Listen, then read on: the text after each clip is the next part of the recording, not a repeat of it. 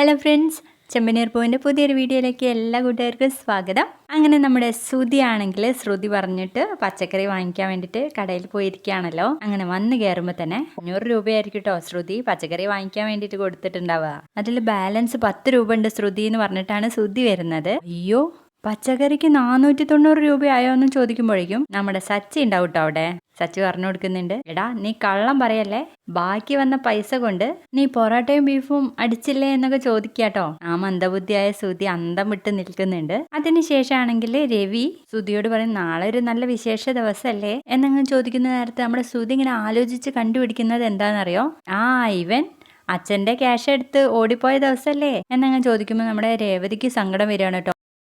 അച്ഛാ, ആ ദിവസമൊന്നും ഇദ്ദേഹത്തിന് ഓർമ്മയില്ല എന്ന് പറഞ്ഞിട്ട് നമ്മുടെ രേവതി ആണെങ്കിൽ അടുക്കളയിലേക്ക് കയറി പോവും. അപ്പോൾ നമ്മുടെ സച്ചി ആണെങ്കിൽ ഇതെന്താ സംഭവം എന്നുള്ള രീതിയിൽ രവിയുടെ മുഖത്തേക്ക് ഇങ്ങനെ നോക്കണം കേട്ടോ. എടാ, നിന്റെ കല്യാണം കഴിഞ്ഞിട്ട് 1 വർഷം തികയുന്ന ദിവസം എന്നങ്ങ് പറയുന്നതും നമ്മുടെ സച്ചി ആണെങ്കിൽ രേവതിയുടെ പിണക്കം മാറ്റാൻ വേണ്ടിയിട്ട് അടുക്കളയിലേക്ക് പോവും. അവിടെ നിന്ന് നമ്മുടെ രേവതി പുറത്തത്തെ മുറ്റത്തേക്ക് ഇറങ്ങി പോവാണ് കേട്ടോ. അപ്പോൾ അവിടെ ചെന്ന് നമ്മുടെ രേവതിയുടെ കൈയൊക്കെ പിടിച്ചിട്ട് പറയുന്നുണ്ട്, ഇപ്പോൾ അടുത്ത കാലത്ത് ഞാൻ നിനക്കൊരു താലി വാങ്ങി തന്നില്ലേ, അപ്പോൾ നീ എന്നെ കൊണ്ടുപോയി ക്ഷേത്രത്തിൽ കൊണ്ടുപോയി താലി കെട്ടിയല്ലോ, ആ ദിവസമാണ് നമ്മുടെ വിവാഹ ദിനം, അത് മതി എന്ന് പറയണേ. പിന്നീട് അവിടെ ഒരു റൊമാൻസ് ആണ്. വീഡിയോ ഇഷ്ടപ്പെട്ടാൽ ലൈക്ക് ചെയ്ത് സപ്പോർട്ട് ചെയ്യണേ. ബൈ.